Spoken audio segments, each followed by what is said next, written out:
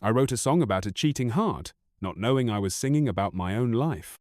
It was a Tuesday night at the Rusty Nail, a dive bar that hadn't seen a good day since the Carter administration. The place was a circus of leather-clad bikers nursing their beers, hipsters in flannel pretending they belonged, and regulars who looked like they'd been welded to their stools since the Nixon era. The air was thick with smoke, stale dreams, and the faint whiff of spilled whiskey. I didn't care. That scratched-up stage was my kingdom, my guitar, my scepter. I was there to debut Two-Timing Tango, a gritty little tune I'd scratched out about a lover who couldn't keep her answer her promises to herself. I hit the first chords, and the crowd settled, their chatter fading into a low hum. My fingers danced over the strings, and my voice growled out the opening lines. I scanned the room, taking in the sea of faces and bored, some drunk, some just happy to have a soundtrack to their misery. Then I saw her. My wife, Lisa, near the back by the pool tables, swaying to my music like she owned it. Her red dress popped against the drab crowd, a cardinal among pigeons.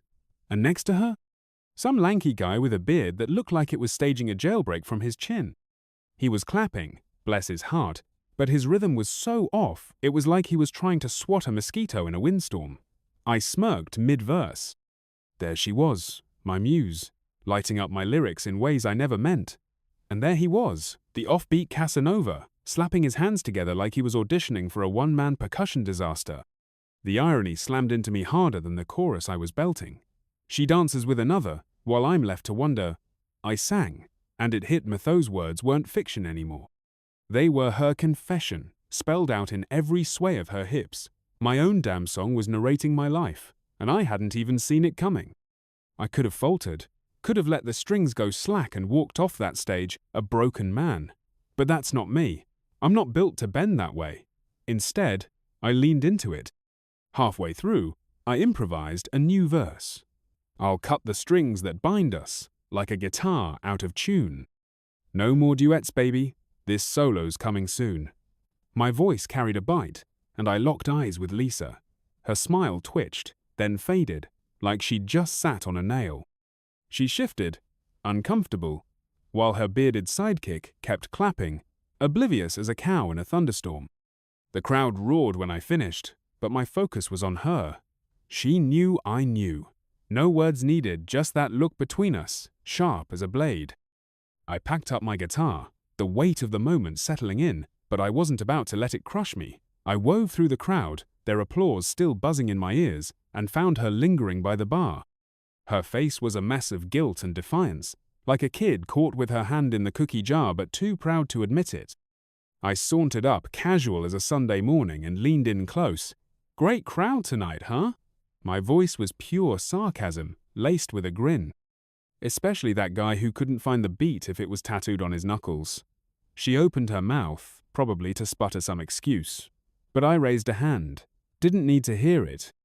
The silence that followed was louder than any amp I'd ever cranked. She got the message, and I got my freedom. I turned and walked out, the bar's sticky floor tugging at my boots. Outside, the night air hit me, cool and sharp. Music's my mistress now, I thought. She doesn't cheat. She's there when I need her, turning my scars into songs. Life's funny like that. You think you've got the chords figured out, then the tune shifts, and you're improvising. But that's what makes a man worth a damn. You adapt. You play through. My phone buzzed as I hit the street. A text from Lisa. "We need to talk." I smirked at the screen. "Yeah, we do. But not tonight. Tonight, I'm writing my next hit." I stormed out of the Rusty Nail, my guitar banging against my back like a restless kid. The night air hit me hard, sharp and cold, cutting through the fog of adrenaline and cheap beer. The streets stretched out quiet well, mostly, except for some drunk guy yelling about his lost keys 2 blocks over. My boots scraped the pavement, each step pounding out the image of Lisa cozied up with that bearded jackass while I'd been on stage, bleeding my soul into a song about cheating, of all things. My phone buzzed in my pocket. Lisa. I didn't even glance at it. What was I supposed to say? "Hey, babe, nice dance moves with Captain Beardface?" Nah. I needed space, time to let the fire in my chest cool before it turned into something uglier. When I got home, The apartment was a ghost town. Lisa's mug sat on the counter, some kitschy thing with "World's Oakiest Wife" scrawled on it, and her jacket hung over the couch like she'd be back any minute. Irony's a bitch. I dropped my guitar case by the door and flopped onto the couch, staring at the ceiling like it might have answers. Spoiler, it didn't. Sleep was a no-show. My brain kept replaying the night Lisa's laugh, the way she leaned into that guy, the crowd cheering while I sang about betrayal without even knowing how personal it'd get. Finally, I gave up, grabbed my guitar, and let my fingers do the talking. The chords spilled out, dark and jagged, matching the knot in my gut. Words followed, rough and real. You danced with him while I sang my soul. Thought we were solid, but now there's a hole. Your laughter echoed, a cruel refrain, while I poured my heart into every strain. I played until my fingertips burned, the song growing into something raw and alive. Betrayed strings, I called it in my head. Fitting. Morning came too fast. I dragged myself to rehearsal with Tommy, my bassist and the closest thing I've got to a shrink. He took one look at me and smirked, tweaking his bass strings. "Yo, Jake, you look like roadkill. Rough night?" "Caught Lisa with some dude at the gig," I muttered, setting my guitar down. "Mid-set, too." Tommy's jaw dropped. "No shit. What'd you do?" "Finished the song, threw in a verse about cutting ties and walked out," I said, forcing a grin. "Told her my next album's going solo." He laughed, loud and sharp. "That's cold, man. So, what now?" I shrugged, slumping into a chair. "Hell if I know. Part of me wants to fix it, but the other part's ready to burn it all down." Tommy nodded, like he'd heard this playlist before. "Look, your music's finally hitting. Don't let this mess tank it. Focus on that. Lisa can wait." He had a point. The live stream from last night was blowing up online, and I couldn't afford to choke now. "Yeah," I said. "Maybe a break from her's what I need. Clear the static." "Smart move," Tommy said, clapping my shoulder. "Speaking of, we've got the Blue Note tomorrow. Word is some producers sniffing around Mia something. Saw your video." "Mia?" I fished out my phone. Sure enough, her text from last night glowed on the screen. "Loved your set. Let's talk Mia, Horizon Records." I showed Tommy, and he whistled. "Big leagues, Jake, don't screw it up." "No pressure," I shot back, laughing despite myself. We rehearsed all afternoon, hammering out the set list. I slipped Betrayed Strings in, still rough but packing a punch. Tommy's advice stuck with me: keep the music first. Lisa texted again, but I let it sit. I wasn't ready. That night, I tweaked the song some more, strumming until my hands cramped. The next day, I hit the Blue Note early. The place was packed regulars mixed with newbies, all buzzing. I spotted Mia up front, sharp-eyed and scribbling notes. I stepped to the mic, heart thumping. "Evening, folks. This one's for anyone who's ever had their heart stomped on." Then I let Betrayed Strings rip, every note dripping with last night's mess. The crowd went dead quiet, then erupted when I finished. Mia caught me after, grinning. "Jake, that was unreal. You've got something rare. Let's talk soon." She handed me her card, and I nodded, sweat still dripping. As I packed up, my phone lit up. "Lisa, saw your live stream. We need to talk. Please." I sighed. Avoidance wasn't an option forever. "Fine," I texted back. "Diner on 5th, 1 hour." I pocketed the phone, slinging my guitar over my shoulder. Whatever came next, Lisa, Mia, the music, I'd face it on my terms. The diner was quiet when I walked in, the kind of late-night hush that settles over a place when the world's half asleep. The neon sign flickered outside, casting a red glow across the cracked vinyl booths. I slid into my usual spot by the window and ordered a coffee black, no frills. My guitar case leaned against the seat like a silent partner, still warm from the night's performance at the Blue Note. The high of the show lingered, but it was tangled up with everything else now. Lisa's text, Mia's card, and the fork in the road I couldn't ignore. Lisa showed up right on time, the bell above the door chiming as she stepped inside. She looked better than she had a couple nights ago, hair pulled back, eyes less haunted, but there was still a tightness in her jaw, like she was bracing for a fight. She slid into the booth across from me, hands clasped on the table like she was anchoring herself. "Hey," she said, her voice soft but steady. "Hey," I echoed, taking a sip of coffee to buy a second. It tasted like burnt rubber, but I didn't care. You saw the show? She nodded, a faint smile tugging at her lips. Yeah, you killed it, Jake. That new song solo act's intense. Glad you liked it. I kept my tone neutral, but her words hit a nerve. That song was about her, about us, about cutting loose. And here she was, sitting across from me, making it real. She leaned forward, her fingers fidgeting with the edge of a napkin. I know I've got no right to ask for anything after what I did, but I need you to hear me out. Really hear me. I crossed my arms, leaning back. I'm listening. She took a shaky breath. That night at your gig, with Derek, it wasn't what you think. He's an old friend from college. We ran into each other, and he wanted to see you play. I didn't plan it, and I sure as hell didn't mean to hurt you, but I get how it looked. I'd be pissed too if it was the other way around. I raised an eyebrow. Pissed doesn't cover it, Liz. You were dancing with him, laughing, while I'm up there bleeding into a mic. I know, she said quickly, her voice cracking. I know. It was stupid and thoughtless, and I hate myself for it. But it wasn't about him.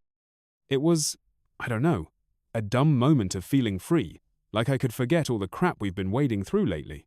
It wasn't about you not being enough. Her words hung there, heavy and raw. I wanted to believe her part of me did.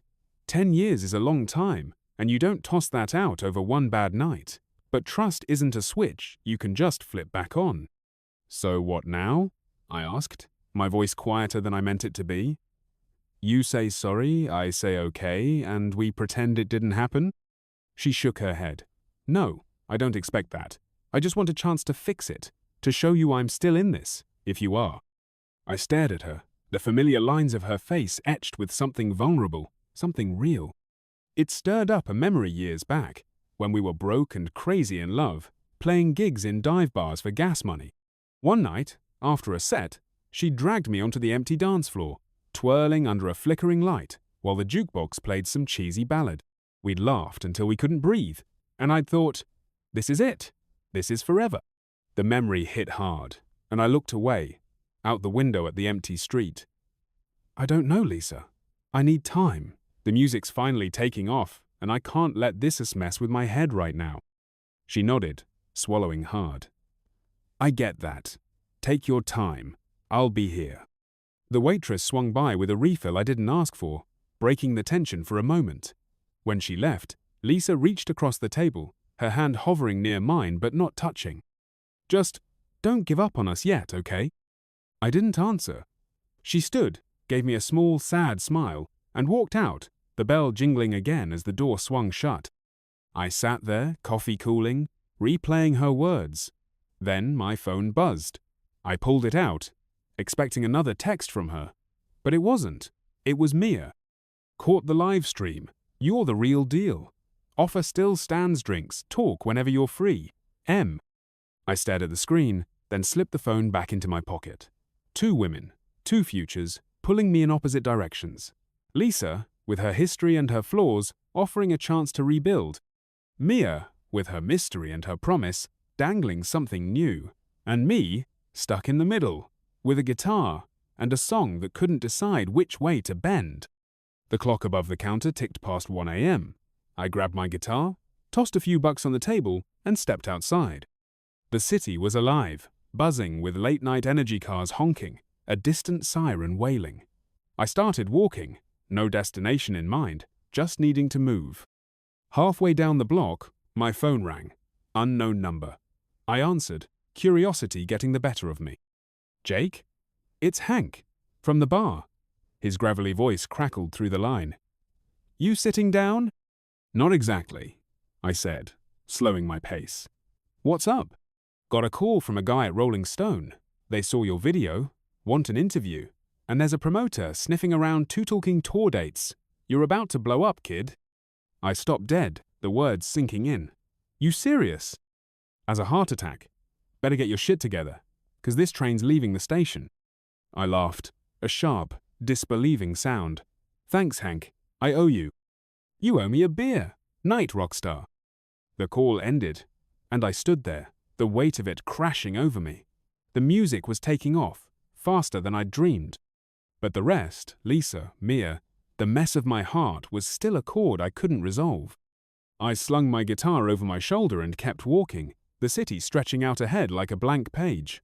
Whatever came next, I'd figure it out own note at a time. I walked into the coffee shop, the kind of place where the baristas have more tattoos than a biker gang, and the coffee costs more than my first guitar. Mia was already there, sitting at a corner table, her red hair catching the light like a flame in the dim room. She looked up and smiled, and for a second, I forgot why I was there. "Jake, hey," she said, standing to greet me. She wore a leather jacket over a band T. Ramones. Nice touch, and her eyes sparkled with that same energy I'd seen at the bar. "Hey, Mia." I slid into the chair across from her, trying to keep my cool. "Thanks for meeting me." "Of course. I meant what I said, you've got something special." She leaned forward, her gaze intense.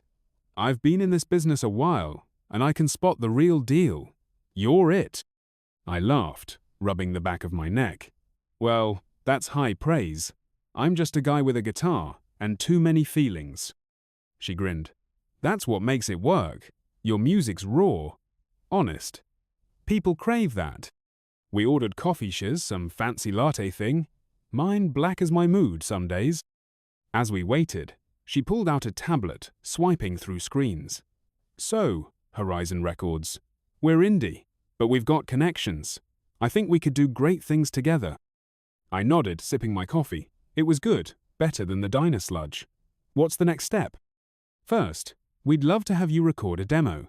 3 songs, your choice. Then, if the higher-ups like it and they will, we'll talk contracts, tours, the whole deal." My heart skipped. This was it, the break I'd been chasing. But even as excitement bubbled up, Lisa's face flashed in my mind, her sad smile, as she left the diner. Mia must have seen something in my expression. "You okay?" "Yeah, just a lot to process." I forced a grin. "I'm used to playing for drunks and stray cats." She laughed, a sound like wind chimes. "Well, get ready for bigger stages. But hey, no pressure. Take your time." We talked more about my influences, my writing process, the kind of sound I wanted. Mia was sharp, asking the right questions, and I found myself opening up in a way I hadn't with anyone in a while. There was a spark there, no denying it. She was beautiful, smart, and she got my music. But every time I felt myself leaning in, Lisa's voice echoed in my head, "Don't give up on us yet." After an hour, Mia glanced at her watch. "I've got a meeting, but listen, there's a listening party tonight for one of our artists. Private thing, industry folks. You should come. Network, make some connections." "I'd love to," I said, surprising myself with how much I meant it. "Great." She scribbled an address on a napkin and handed it to me. "Starts at 9, dress sharp." I took the napkin, our fingers brushing. There was a moment, brief but electric, where our eyes locked. Then my phone buzzed, shattering it. I pulled it out, expecting a text from Tommy or Hank. But it was Lisa. "Jake, I need you. It's important. Please call me." My stomach dropped. Lisa wasn't one for dramatics. If she said it was important, it was. Mia tilted her head. "Everything okay?" Yeah, just a friend." I pocketed the phone, but my mind was racing. What could be wrong? Was she hurt? In trouble? Mia stood, gathering her things. "Well, I'll see you tonight?" I nodded, distracted. "Yeah, definitely." She left, and I sat there, staring at my phone. Part of me wanted to ignore it, to dive headfirst into this new opportunity. But another part, the part that remembered 10 years of laughter and tears, couldn't. I dialed Lisa's number. "Jake?" Her voice was shaky, like she'd been crying. "Liz, what's wrong?" I can't do this over the phone. Can you come over, please?" I hesitated, Mia's invitation burning in my pocket, but the tremor in Lisa's voice tugged at me. "Yeah," I said finally. "I'm on my way." I hung up, grabbed my guitar, and headed out. The city blurred around me as I walked, my mind a tug-of-war between past and future. Whatever Lisa needed, I'd face it. But after that, I had a decision to make. I stood at Lisa's door, hand raised to knock, when my phone buzzed again, a text from Mia. "Looking forward to tonight. Don't be late. M." I stared at it, Then at the door, two paths, two women, two futures, and me, stuck in the middle, with a song in my heart and no idea which way to play it. I stood outside Lisa's door, my hand hovering over the wood, knuckles poised to knock. The text from Mia listening party tonight, "Your song's on the list, don't miss it," burned in my pocket like a lit fuse, but it was Lisa's shaky voice from her call earlier that had dragged me here. "Jake, we need to talk, please." 10 years of history weighed on me, heavier than the guitar slung across my back. I took a breath and knocked. The door swung open almost instantly. Lisa stood there, eyes red-rimmed but sharp, with something I couldn't quite place regret, maybe, or resolve. "Thanks for coming," she said, stepping aside to let me in. Her apartment smelled like it always did. Coffee and lavender, a scent that used to mean home. Now, it just twisted the knife. We sat on the couch, the same one where we'd spent nights laughing at terrible horror flicks or plotting my next gig. Tonight, it felt like a museum piece, a relic from a life that didn't fit anymore. Silence stretched between us, thick and uncomfortable, until I couldn't take it. "Liz, what's going on?" My voice came out steadier than I felt. She clasped her hands in her lap, took a deep breath, and looked at me, really looked at me, like she was searching for something she'd lost. "Jake, I know I've hurt you, and I'm so sorry, but there's more to it than what you saw. I've been feeling lost, like I'm just a sidekick in your story." I frowned, leaning forward. "What do you mean? Your music's taking off, and that's amazing. I'm proud of you, I am. But I have dreams too, things I've shoved aside because I didn't want to mess us up." "Like what?" I asked, genuinely confused. She'd always been my biggest cheerleader, showing up to every dive bar gig, helping me tweak lyrics late into the night. "I got offered a job in Seattle," she said, her voice trembling but firm. "Working with a non-profit that helps at-risk kids. It's something I'm passionate about, something that could actually change lives." "Seattle?" The word hit like a punch. "That's across the country." "I know." Her eyes glistened, but she didn't look away. "And I don't want to leave you, Jake, but I also don't want to wake up in 10 years resenting you for holding me back." That stung, sharp and deep. I'd been so caught up in my own world-writing songs, chasing gigs that I hadn't noticed hers shifting. "I never wanted that," I said quietly. "I thought we were building something together." "We were," she said, a tear slipping down her cheek. "But maybe we need to build ourselves first." The truth of it settled into my bones, heavy but undeniable. I'd been running from this moment, pretending the cracks weren't there. "So, what are you saying?" She hesitated, then met my gaze. "Maybe we need some time apart, to figure out who we are without each other." It hurt God. It hurt, but it also felt right, like a chord resolving after too long in dissonance. "Yeah," I said, nodding slowly. "Maybe we do." We sat there, the weight of a decade pressing down on us. Memories flickered through my mind. Her dancing in the crowd at my first show, the way she'd hum my melodies absent-mindedly. But there was no going back, not now. I stood, brushing my hands on my jeans. "I've got this listening party tonight. It's a big deal for my career." "You should go," she said, her voice steady despite the tears. "Don't let me hold you back." "And you should take that job," I shot back. "Follow your passion." She smiled then, a small, sad thing laced with hope. "Thank you, Jake." We hugged, and for a moment, it felt like goodbye, a real one, not the half-hearted kind we'd fumbled through before. Her lavender scent clung to me as I pulled away and headed for the door. The listening party was a different world. The venue was all sleek lines and dim lights, packed with people who looked like they belonged on album covers. I felt like an imposter in my scuffed boots and leather jacket, my guitar case bumping against my leg. Mia spotted me from across the room and waved me over, her grin bright against the moody backdrop. "Jake, you made it," she said, pulling me into the crowd. "Come meet Alex. He's a producer I've worked with, knows everyone worth knowing." Alex was a wiry guy with sharp eyes and a handshake that meant business. "Mia says you're the next big thing," he said, nodding toward my guitar. "Let's hear what you've got." My stomach flipped, but I slung the guitar over my shoulder and launched into Betrayed Strings, the song I'd poured my soul into after Lisa's Betrayal, what I'd thought was betrayal. The room hushed, conversations dying as the chords filled the space.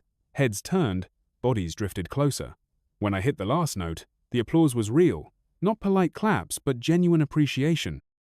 Alex grinned, clapping me on the shoulder. "You've got it, kid. Raw talent. Let's talk studio time, maybe a deal." My chest swelled, a rush of adrenaline drowning out the ache from earlier. "Yeah, I'd love that," I said, trying to play it cool even as my mind raced. This was the break I'd been chasing. But then my phone buzzed in my pocket, cutting through the high. I slipped it out, keeping it low. A text from Lisa. "I'm leaving tomorrow morning. Can we meet one last time? Please." My heart sank, the room tilting around me. Tomorrow morning? She'd said Seattle was happening, but so soon? I glanced up. Alex was waiting for my next words. Mia was smiling like she believed in me, and the crowd still buzzed from my song.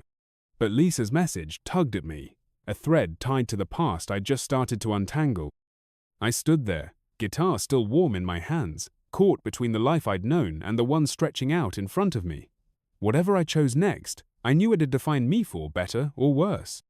I stood there, the weight of Lisa's text pressing down on me like a lead blanket. "I'm leaving tomorrow morning. Can we meet one last time? Please." The words blurred on the screen, and for a second, I was back in that diner, her hand hovering near mine, her voice trembling with hope and regret. 10 years. A decade of laughter, fights, songs scribbled on napkins, and dreams whispered in the dark. It wasn't nothing, but it wasn't enough anymore. The listening party buzzed around me, industry folks, clinking glasses, laughter spiking over the low hum of conversation. Alex, the producer, was still waiting for my answer, his eyes sharp with expectation. Mia stood nearby, her smile encouraging but edged with curiosity. This was my moment, the one I'd bled for in dive bars and sleepless nights. And yet, Lisa's message tugged at me, a siren call from a life that was slipping away. I took a deep breath, the kind that reaches down to your bones, and made my choice. I couldn't keep splitting myself in two, one foot in the past and the other in a future I hadn't even begun to write. It was time to let go. I turned to Alex, forcing a grin. "Let's talk studio time. I'm in." His face lit up, and he clapped me on the shoulder. "Smart move, Jake. You're gonna kill it." Mia's smile widened, and she raised her glass in a silent toast. I nodded back, but my mind was already elsewhere. I slipped my phone out and stepped toward the hallway, away from the crowd. My fingers hovered over Lisa's name, then I hit call. She picked up on the first ring. "Jake?" "Hey, Liz." My voice was steadier than I felt. "I got your text." There was a pause, the kind that stretches too long. "Can you come over? I need to see you before I go." I leaned against the wall, closing my eyes. "I can't. I'm at this Party Me songs on the list, and there's a producer here who wants to work with me. This could be it, you know." "I know," she said softly. "I'm happy for you, Jake, really." But I wanted to say goodbye properly.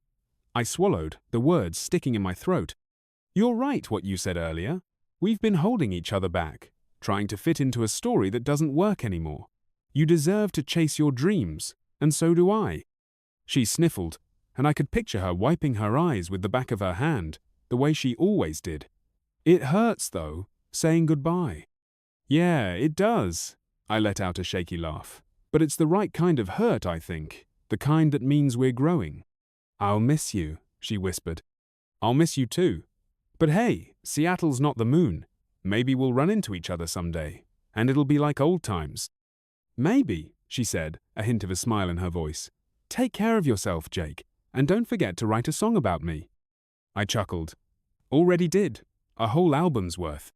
We hung up, and I stood there for a moment, letting the finality of it sink in. It was over, really over.